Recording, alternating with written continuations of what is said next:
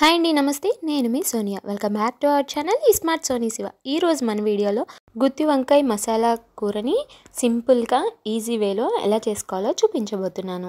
వంకాయతో చేసే విధంగా కూర చేస్తే ఆ కూరకు మించిన రుచి ఇక ఏ కూరగాయతో రాదండి.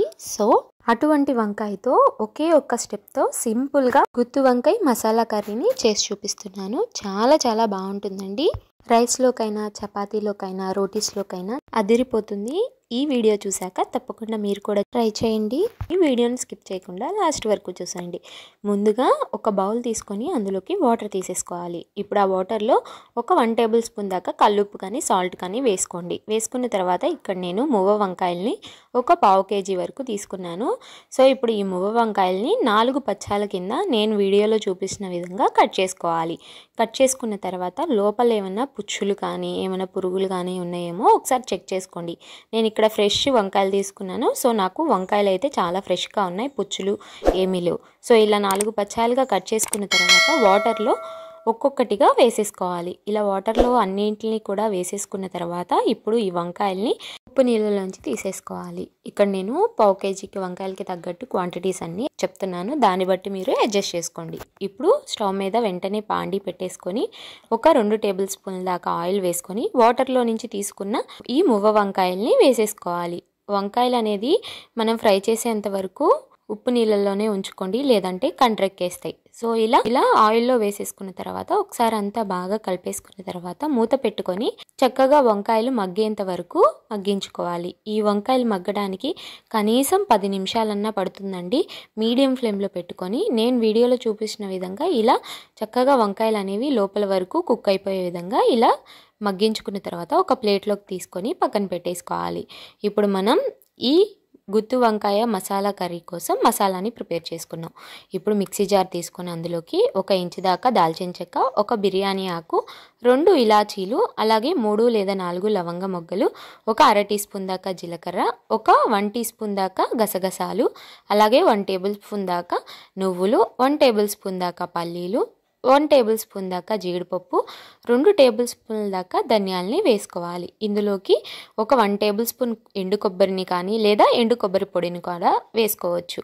వేసేసుకున్న తర్వాత వీటన్నిటిని కూడా మెత్తగా మిక్సీ పట్టేసుకోవాలి. నేను ఇలా వీడియోలో చూపించిన విధంగా ఇలా మిక్సీ పట్టుకున్న తర్వాత ఇందులోకి ఒక పచ్చిమిర్చిని వేసుకోవాలి. ఇందులోకి పెద్దదైతే 1, చిన్నవైతే 2 టమాటాలని ఇలా పెద్ద ముక్కలుగా కట్ చేసుకొని మిక్సీ జార్లోకి వేసేసుకోవాలి.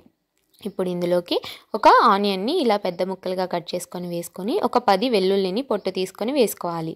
అలాగే 2 ఇంచుల దాకా అల్లం ముక్క, అలాగే ఒక గుప్పెడు కొత్తిమీరని వేసుకోవాలి. మీరు అల్లం వెల్లుల్లికి బదులు అల్లం వెల్లుల్లి పేస్ట్ అయినా వేసుకోవచ్చు. ఇవి అంతా కూడా ఒకసారి ఇలా కోర్సుగా మిక్సీ పట్టుకున్న తర్వాత రుచికి సరిపడా ఉప్పు, అలాగే ఒక 1/2 టీ స్పూన్ పసుపు, 1 టేబుల్ స్పూన్ దాకా కారం వేసుకొని మళ్ళీ కొంచెం గ్రైండ్ చేసుకోవాలి. మరీ మెత్తగా గ్రైండ్ చేసుకోవద్దు. నేను వీడియోలో చూపించిన విధంగా ఇలా కోర్సుగా బ్లెండ్ చేసుకొని పక్కన పెట్టేసుకోండి. ఇప్పుడు పొయ్యి మీద బాండి పెట్టేసుకొని అందులోకి ఒక 2 టేబుల్ స్పూన్ల దాకా ఆయిల్ వేసుకొని ఒక 1/2 టీ స్పూన్ జీలకర్ర వేసుకొని జీలకర్ర కొంచెం ఫ్రై అయిన తర్వాత మనం ముందుగా మిక్సీ పట్టి పెట్టుకున్న మసాలా పేస్ట్ని వేసేసుకోవాలి. ఇలా మసాలా పేస్ట్ కూడా వేసుకున్న తర్వాత ఒక 2 రెమ్మల దాకా కరివేపాకు వేసుకొని ఈ మసాలా పేస్ట్ని ఆయిల్లో బాగా ఫ్రై చేసుకోవాలి. మీడియం ఫ్లేమ్లో పెట్టుకొని చక్కగా కలుపుతూ ఫ్రై చేసుకోవాలి. ఈ మసాలా పేస్ట్ ఫ్రై అయ్యే దాంట్లోనే మనకి కూర టేస్ట్ అనేది ఉంటుందండి. మసాలా పేస్ట్ని మాడిపోకుండా చక్కగా మసాలాలో నుంచి పచ్చివాసన అంతా పోయేంత వరకు బాగా వేయించుకుంటే కనుక మనకి కూర టేస్ట్ కానీ, కలర్ కానీ, టెక్స్చర్ కానీ చాలా పర్ఫెక్ట్గా వస్తుంది. కూర రుచి మొత్తం ఈ మసాలా వేయించుకునే దాంతోనే ఆధారపడి ఉంటుంది.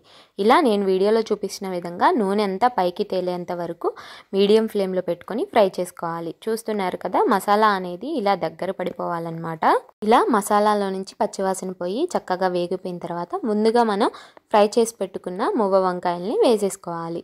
వేసేసుకున్న తర్వాత ఒకసారి అంతా బాగా కలిసే విధంగా కలిపేసుకోవాలి. వంకాయలు చిదిరిపోకుండా జాగ్రత్తగా కలిపేసుకొని మూత పెట్టుకొని ఒక 1/2 నిమిషం పాటు మగ్గించుకోవాలి.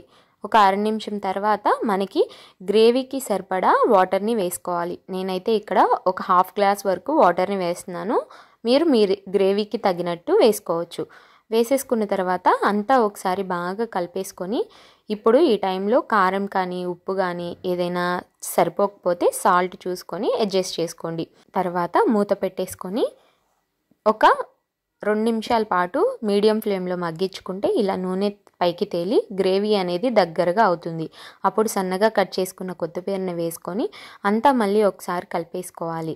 కలిపేసుకున్న తర్వాత స్టవ్ ఆఫ్ చేసుకొని పక్కకు దించేసుకొని సర్వ్ చేసుకోవడమే. అంతేనండి, చాలా ఈజీగా 1 స్టెప్లో చాలా సింపుల్గా చాలా క్విక్గా అయిపోతుంది.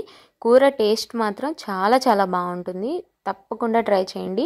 అన్నంలోకైనా చపాతీలోకైనా రోటీస్లోకైనా అదిరిపోతుంది. వంకాయ మాత్రం నోట్లో పెట్టుకోగానే కరిగిపోతూ చాలా చాలా బాగుంటుందండి. తప్పకుండా ఒకసారి నేను చెప్పిన ప్రాసెస్లో ట్రై చేయండి. మీరే అంటారు చాలా బాగా కుదిరిందని.